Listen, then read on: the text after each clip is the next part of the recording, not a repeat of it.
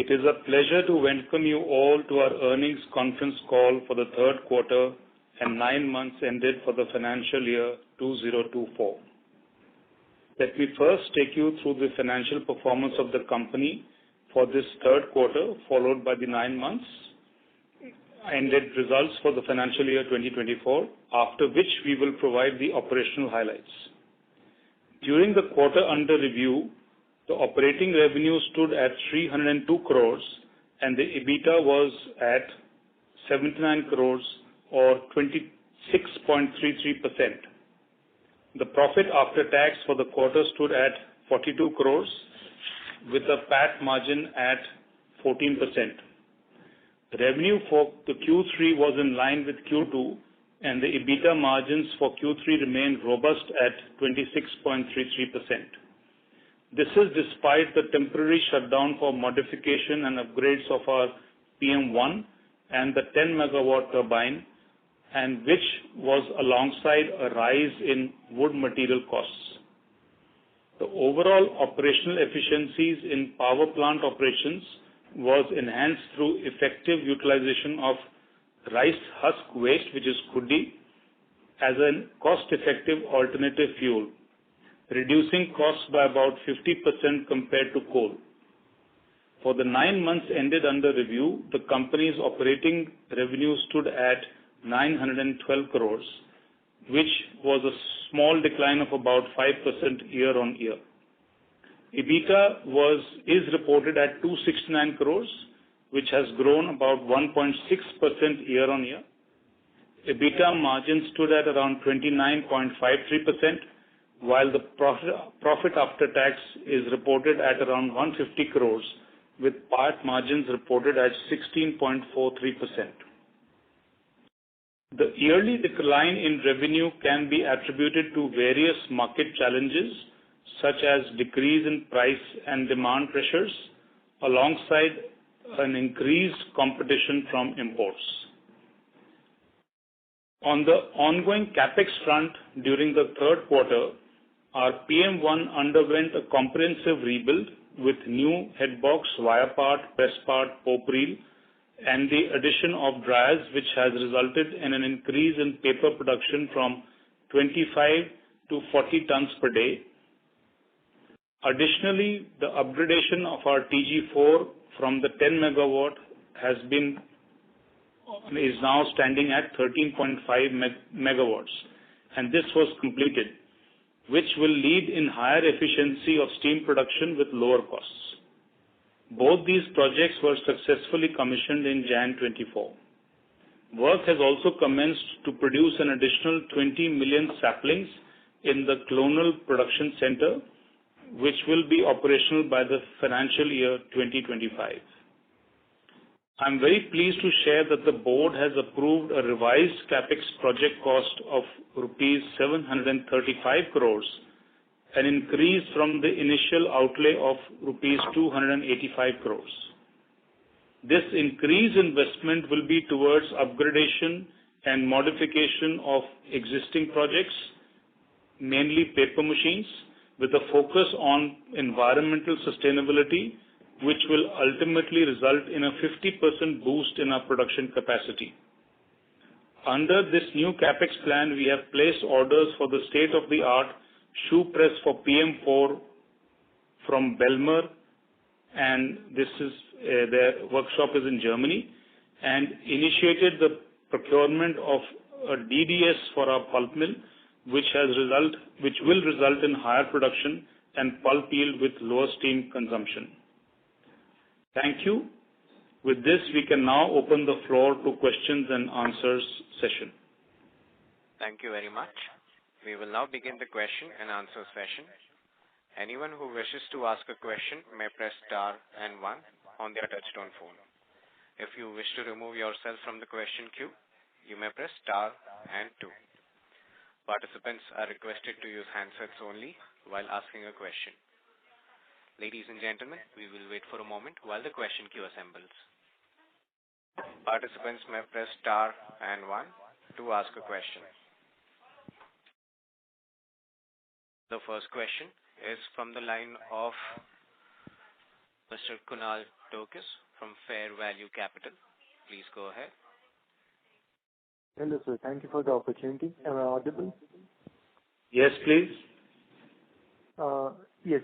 So in a recent letter was written by the IPMA president urging the government to increase the basic customs duty to 25% from 10%. Right. And you have said that the recent quarter witnessed pressures from imports on prices as well as the volume front. Can you quantify the increase that the imports witnessed in this quarter and how that has been going on in comparison to the trend? So we are witnessing, we have already witnessed an increase in imports of almost 40 to 45%, and that's quite a substantial volume which is coming in mainly from Southeast Asia, and that is what is sort of adding to the volumes getting sold in the domestic market. Additionally, with the Red Sea crisis happening, there is a shortfall in the outflow in terms of exports. So that is also adding to the volumes getting sold in the country. So on both these accounts, there is a slight additional pressure on market prices because of these additional volumes coming in. And that is what is sort of affecting the market status, so to speak, currently. The 40% that you mentioned, that was YOY? YOY, correct. And about the Red Sea crisis, it is difficult for us to export now because of the Red Sea crisis. It will be even more difficult, I presume, for the Southeast Asian nations to export to that area. And will that be having an effect of increasing the exports to India because they cannot export to those regions now because of the Red Sea crisis? Is that a temporary increase in imports that we are seeing? Yes, that clearly could lead to a temporary further increase in imports. But I would say that even market per se, the demand is on the rise, though not as big as the imports coming in. So a slight unsettlement and uncertain period of operation will be there for a few time going ahead. And I think, but it all should settle out sooner than expected, sooner than later. And sort of the industry is quite well competent, well placed to take on such challenges. And about that competitiveness, what is the trend of international pulp or paper prices that you have been seeing? So fortunately, pulp pricing is on the increase, which is a good sign for us. Normally we see that paper prices follow the trend on pulp, and so paper prices should fall in line and start increasing as well, though that hasn't happened yet. We are still to witness and that increase to happen. I'm sure in times to come that will also be led and have a salutary effect on the market. The increase in paper prices would be expected to happen with a lag, right? Lagging the increase in pulp prices. Yes. And can you quantify the increase in the pulp prices? Pulp prices is increased by about $80 to $100 per ton from last quarter. From the last quarter. All right. And sir, about the capex that you have, revised capex you have announced of 765 crore rupees. Yes. How much of that will be towards your specialty segment? Well, actually, Kunal, all our 4 paper machines are getting upgraded, and they will help in increasing our production capacity by about 50%, which is quite a substantial jump. So from the current 450 tons per day, we are targeting 675 tons per day of production. And from going ahead, we are, I think, both are PM1 and 2, which will be on which there will be an output of 80 tons each. So 160 tons each, 160 tons per day of specialty papers there for sure. But even on our bigger machines, some part of that production will also go towards serving the specialty needs. So total of about 25-30% of the overall production capacity will be towards the specialty segment. So which is, I would say, about 200 tons would be the specialty paper production and operation. All right. I got that, sir. Thank you for answering my questions. I'll come back in the queue. Right. Thank you. Participants may press star and 1 to join the question queue. The next question is from the line of Rusmik Oza from 9 Rays Equi Research. Please go ahead. Yeah, thanks for the opportunity. So I wanted some more understanding on this bigger capex, how the funding is going to be done, and by when do you feel this expansion will get commissioned? This is the first question. So it's going to be funded by a combination of bank debt and internal accruals. We've already applied for a loan component of 535 crores to the banks, and the balance 200 crores will be through internal accruals. A majority of our projects, which is going to lead to production increase, is going to get completed by March of 25, and a few other projects like pulp mill addition and the other sustainability projects will follow soon and will get over in phases between September of 25 and March of 26. That's right.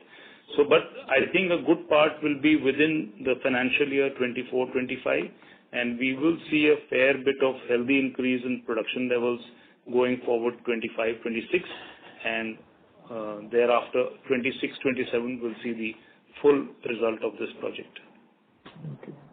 If you have to bifurcate the growth in the 2 years, that is 25 and 26 actually, what kind of growth can come in for FY26 and FY27? What kind of growth out of the 50% will materialize in FY26, and how much will come in FY27, sir? We can expect a growth of about almost 60% in 25-26, and the balance 40% in completed in 26-27. Okay. And the current utilization will be completely optimum, right? We'll be running at optimum utilization as of now. Correct. Okay. So probably FY25 probably could see some marginal growth in volumes, and then LT pickup could turn out in FY26 and 27. That's right. Okay. And in terms of realization, sir, can you give us some trend how the realizations of your end product has been in the last 3 quarters, and how do you see it going forward? So there is a kind of a decline. If you are asking about 3 quarters, we were at quite a high in quarter 1, where we returned an EBITDA level of almost 36%, the highest that we've ever returned. Post that, the decline in pricing has been there. It's come down from a level of about 85,000 to about 74,000 rupees per ton in the quarter under consideration. And going forward, I think we should be stable around here, not much change, and so it should even out, because it's not only going to be a decline, I'm sure it's going to turn around. As suggested earlier, the pulp pricing is increasing. Paper prices should see the turnaround happening, and average out should come back and start proceeding towards 75,000 and above. Okay. Got it. And will there be proportionate, increase in your power production also when you're setting up this new expansion capacity? Yeah, the fact is that currently we are producing about 25.5 megawatts completely, and after this expansion happens, our total requirement will go up to about between 28 and 29 megawatts, for which we already have the required infrastructure with us. So there is no additional power infrastructure that is getting created. Okay. Thanks. I'll come back in the queue, sir. Thank you. The next question is from the line of Bharat Gupta from Fair Value Capital. Please go ahead. Hi. Thanks for the opportunity, sir. A couple of questions from my side. So first on the order book. So can you just quantify like what kind of a order book which we'll be working upon? And how has been the order inflows with respect to the new education policy? So, the new education policy has not really been quantified or implemented in its entirety. Only the lower classes up till standard 3 has been implemented. The standards 4 and above are waiting in the wings. They are likely to happen during the course of the year.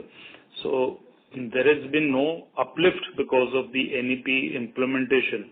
So whatever is happening is because of the ongoing market conditions, and there is an ongoing demand that is happening on ground.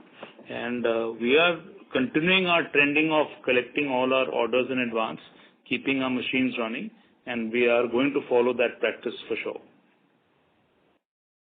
Right.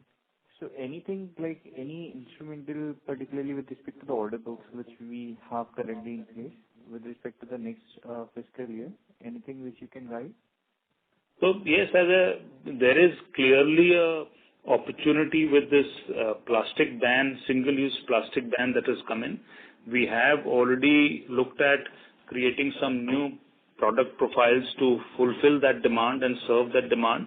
So that's what we are working on, and we are hoping that with this renovation on our PM1 and 2, which will then become more and more suitable to make specialty papers, those order books will get implemented and fulfilled over a period of time, over the next year.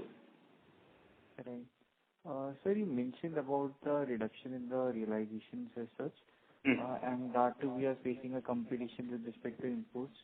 But like we are based out of the northern side, and we are insular to the whatever happenings which happens with respect to import prices. So just wanted to check, going forward as such with the pricing trend of the pulp on a increasing side.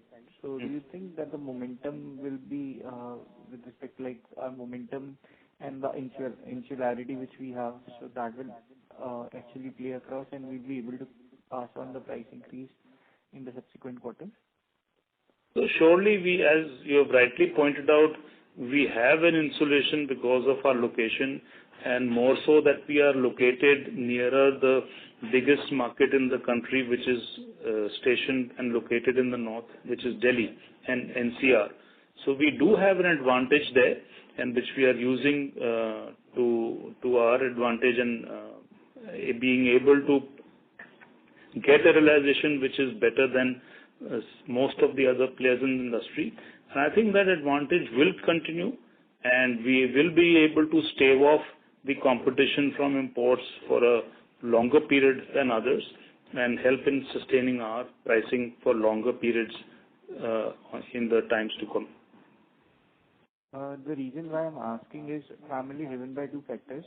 One, I think 20% of our product portfolio is with respect to specialty, and we are going to increase it to 30%. So the realization in the specialty bit, like how it will be better than the blended realization which we derive? So normally we get a realization of about 8 to 10% better than the normal writing and printing grades that we make. So that advantage is going to continue, and as we are increasing our volumes, that will further affect and impact our bottom line better. And I think, but it also has a play with overall market pricing coming down. It's not that we will be able to sustain our specialty paper prices to that original levels what we were. Some impact will be there. Maybe if let's say the average downfall in writing printing paper prices is 5%, the specialty paper may reduce by 2 or 3%, not so much. So yes, there is a betterment in terms of pricing that we get on a specialty paper compared to writing and printing paper. All right. Also, sir, with respect to the EBITDA per ton, so in our previous interaction, you always used to guide that the company is looking for EBITDA per ton to be ranging over 25,000. But right now, if I look at the numbers, I know that PM1 was not operational during the quarter. Still, in the previous quarter itself, our number was below 20K and 20,000 rupees per ton, and this quarter itself, it is close to around the similar levels. So any insights, like what are the missing legs currently with respect to the communication? And also going forward, what kind of a margins per ton you expect on a sustainable basis, which you can derive? So I think what, to my mind, we've hit our bottom as far as pricing in the market is concerned.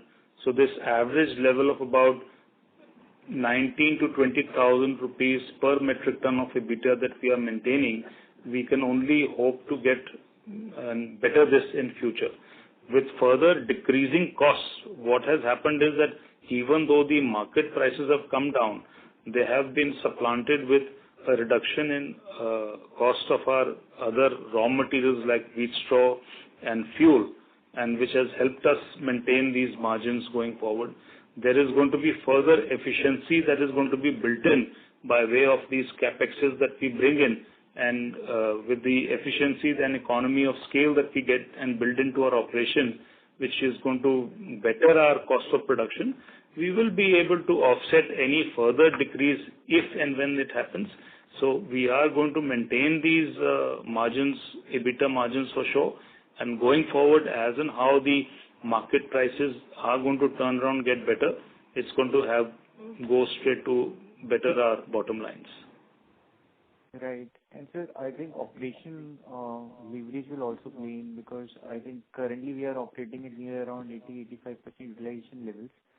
So no, we are 90 plus. Right. So and that is across both specialty and the packaging. Sure. No packaging. We don't do packaging at all. It's only specialty and writing printing paper. Writing printing, sorry.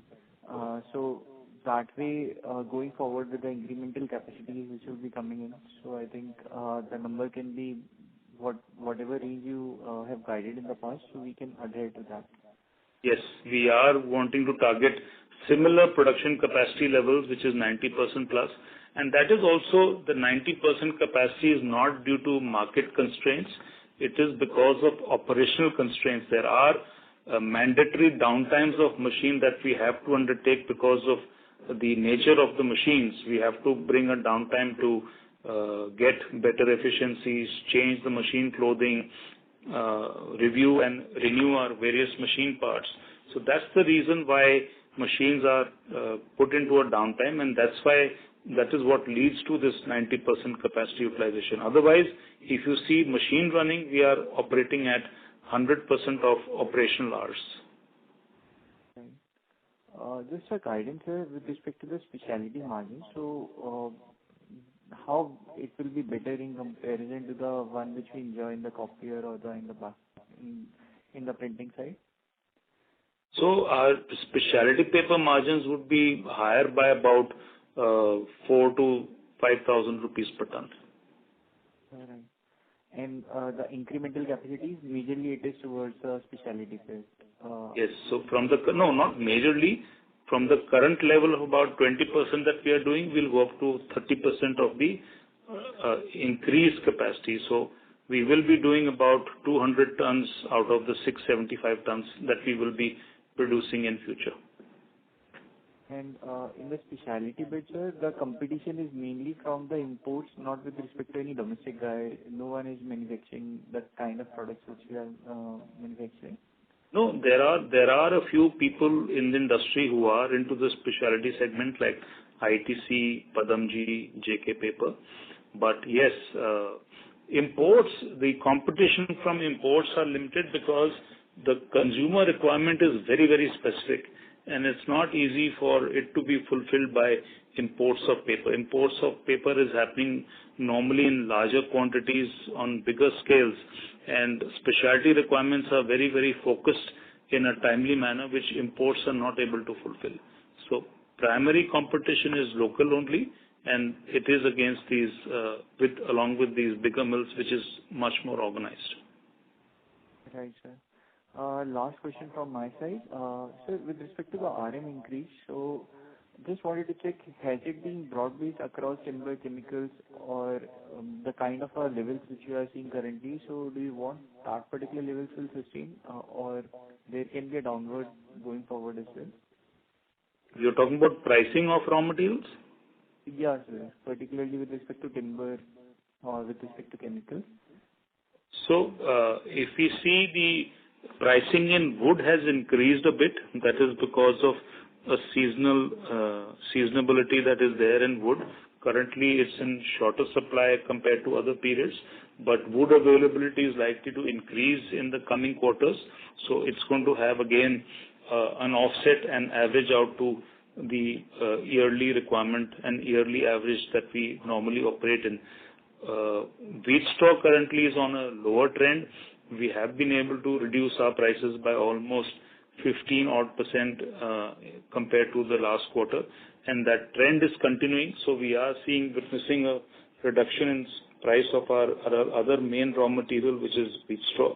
Chemicals are normally remaining flat, and I don't see any huge change in the pricing of chemicals and other inputs. Right. So the gross margins, which we enjoy currently around 60-70 odd %, so the trend will remain on a similar basis in Q4 and in the subsequent quarters?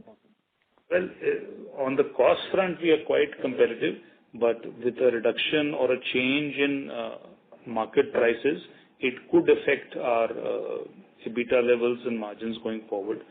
And that would be temporary. So maybe this one quarter could be a little a challenge, but I think going forward it will be back to normal and better. And so in your experience... sorry to interrupt, Mr. Gupta. May we request you return to the question queue for any follow-up questions? Sure. Thank you. Thanks. I will be back in the queue. Thank you. The next question is from the line of Tej Patel from Niveshaay. Please go ahead. Hello. Yes, please. Yeah. So, sir, I know you discussed, earlier in this call only, but just I wanted to get, more, in detail from you. But so you say that the wood pulp prices have increased Q on Q, right? So if you could give in terms of percentage, how much they have increased, and it's been 1 month since in this quarter, and how much wood prices do you anticipate going to increase given the Red Sea situation currently? And what is the delta between the import price and the price that the domestic paper producers are selling? And given that they aren't able to export to other countries because of the Red Sea issue, do you see this delta increasing over the periods given the increase in volumes coming from the imports from the Southeast Asian countries? So I'll try and answer a question one by one, Mr. Tej. Wood pricing has increased by about 8% quarter on quarter, and it is stable at that. We don't foresee a further increase. In fact, it could reduce with wood availability getting better in the coming quarters. With respect to the delta, it's an average that one can measure. It's not something which is all across the board. There are certain quantities which are coming in at lower pricing, but most quantities are averaging around $700 per ton.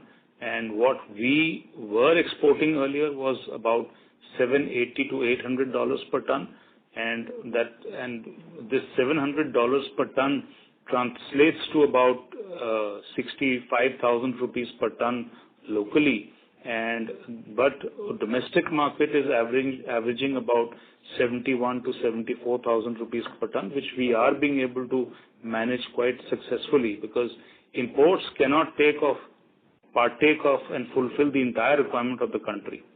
So we have an upper hand there, and this delta we will be able to manage going forward. Okay. Thank you so much, sir. Thank you. The next question is from the line of Kunal Tokas from Fair Value Capital. Please go ahead. Yes, thank you, sir. Am I audible? Yes, please. Just a few quick questions.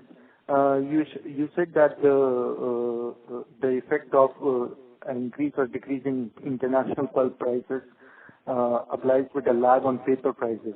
So in your experience, what has that lag period been like?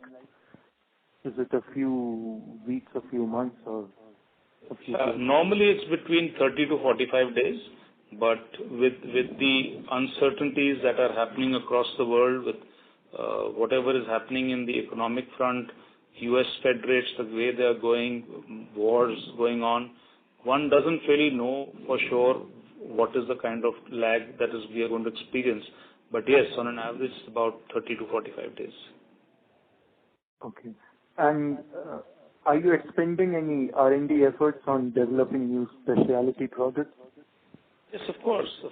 There's a huge R&D effort that is going on. We've already implemented 2 new products which are offsetting the use of single-use plastics, and that effort is going to continue, and that is what is going to make up the bulk of our specialty paper products going forward.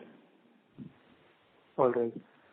And sir, in the last call, we hypothesized that the industry might see more consolidation happening, with mills closing down or bigger mills acquiring other mills.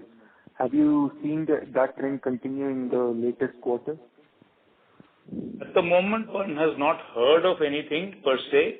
It's status quo as of now, but what one does hear of is that it may continue for the long run. It will continue for the long run, but as in how these deals happen, I think everybody will get to know about them. Okay. And so just a final quick question. I know you mentioned, you talked about it in your opening comments, but can you provide a timeline for the capacity expansion that you are undertaking? Yeah. So a majority of the expansion will get completed by March 25 within the next 12, 14 months, and the balance, small part will get extended into up to September of 25 till March of 26. So by the majority, you mean the majority of the 50% increase? Yes. I think about 60% increase we should be able to take in and complete by March of 25, the effect of which will be very, very visible in the financial year 25-26. All right, sir. Thank you for answering my questions. Thank you. The next question is from the line of Ankit Gupta, who's an individual investor. Please go ahead. Mr. Gupta, your line is unmuted. You may please ask your question. Yeah, I think my question got answered. Thank you. All right. Thank you. Participants may press star and 1 to ask a question. The next question is from the line of Rosmik Oza from 9 Rays Equi Research. Please go ahead. Thanks for the follow-up question. Sir, I want to understand how do you see FY25 panning out in terms of profitability, because the new capacities will only come up in FY26, and we're already running at more than 90% utilization right now. That's my first question. And my second question is, how do you try and actually secure the raw material as and when you increase the capacity by 50%? Because will there be adequate availability of raw materials for making this higher production of 50% going forward? So I'll answer both your questions. The trending on profitability is quite stable, and I think we've declared good results. 26% EBITDA levels plus is I think a good robust performance. Going forward with the increase in capacity, I don't see it's not a good exercise to collect material in advance, because it's a very, very seasonal availability and very, very subject to the vagaries of environment. So you cannot really store this material, and because it is open to decay. But I would, on the other hand, say that a good enough availability is there in the market, and whatever is our requirement will clearly be catered to, will be available within the state of Punjab where we operate. There's plentiful of raw material, both in terms of wheat straw, the primary material that we operate in, as well as wood supplies. And also the fact that we've also done a study which suggests that there is enough and adequate availability of the same. And with the propagation of our clonal saplings and clonal nursery, which we are doing in a big way, we are trending on towards increasing the wood availability in future for ourselves and for the community at large. So if I may rephrase my first question, is that this year, which is doing 26% EBITDA margin, but next year, will the profits of FY25 be higher than FY24, or will the margins be better than FY24? That's what I was trying to understand. Yes. So we are targeting better margins in the financial year 25-26 with on the back of better operational efficiencies, and with some of our capacity increase, a small increment coming in this year, financial year 25-26 itself. So on back of primarily on better efficiencies and better operationability, we do see a betterment in our EBITDA margins going forward. Okay. Thank you, sir. Best of luck. Thank you. The next question is from the line of Imran from Longbow India Capital. Please go ahead. Hi. Thanks for the opportunity. Sir, can you please share the pricing separately for maybe the writing and printing paper and the other paper that you make? I would say, Imran, that's a little bit of confidential in nature, because that's how we are able to create a good marketing plan for ourselves. But suffice to say that there is a delta of about 5 to 8% between pricing of writing and printing paper and specialty segment paper. So specialty would be higher by yes, higher percentage? Yes, higher. All right. I had an impression that this, especially the cut size paper, which is used mostly in offices. I thought it is the highest priced category, but I think I stand correct here, and the other ones that you mentioned are the highest priced products, right? So what you are mentioning, cut size, that is copier that is used in offices, that's not what we identify as specialty paper. That we take as retail writing and printing paper segment only. Our specialty paper is a exclusive paper going into very, very varied applications, and primarily now the focus will be on to replace single-use plastic ban which has come in, and find the rightful replacement of those kind of usages with paper. Right. And can you at least give a split between the specialty and the other paper that you make? Yeah, we are doing about 20% of specialty paper, and balance is writing and printing. So even under writing and printing, there are various categories like copier, there's maplitho, there's cream wove, there's high bulk paper. So even it's not like 80% is one category alone. There are different product portfolios under that category as well, but all under the overall category of writing and printing paper. Right. And sir, if it is possible, otherwise you can skip this question. If you can divide the 80% into copier and non-copier, if that is possible. Copier is about 18%, and 18. balance would be the segments of maplitho, cream wove, high bulk papers.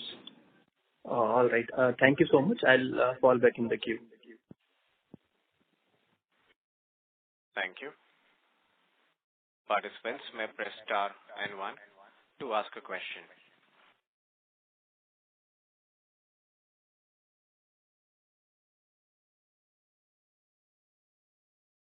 The next question is from the line of Yash Malhotra from JM Mutual Funds. Please go ahead. Hi, sir. What would be the kind of aspirational number you're looking for specialty, let's say 3 years down the line? Well, in terms of as your I said, with this upgradation happening, we will be producing about 200 tons per day, which is 30% of our capacity. But 3 years down the line, maybe we look at another specialty paper machine, which is going to be specifically for this product, which could be another further 100-150 tons per day. So that's going to add to this 200 tons and make it about 300 to 350 tons going forward. Correct. So it would be fair to assume 20% going to 30 as a percent of revenue. Yeah, that is already in the works.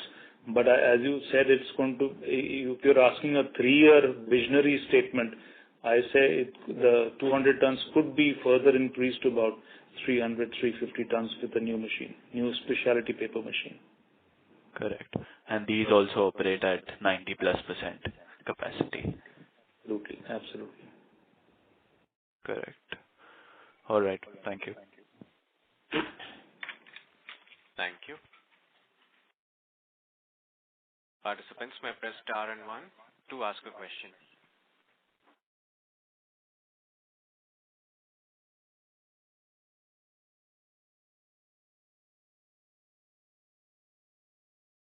As there are no further questions from the participants, I now hand the conference over to Mr. Pawan Khaitan for closing comments. So thank you all for participating in this earnings conference call. I hope we were able to answer your questions satisfactorily and at the same time offer insights into our business. If you have any further questions or would like to know more about the company, please reach out to our investor relations managers at Valorem Advisors. Thank you and wishing you all a great day ahead. Thank you. On behalf of Kuantum Papers Limited, that concludes this conference. Thank you for joining us. You may now disconnect your lines.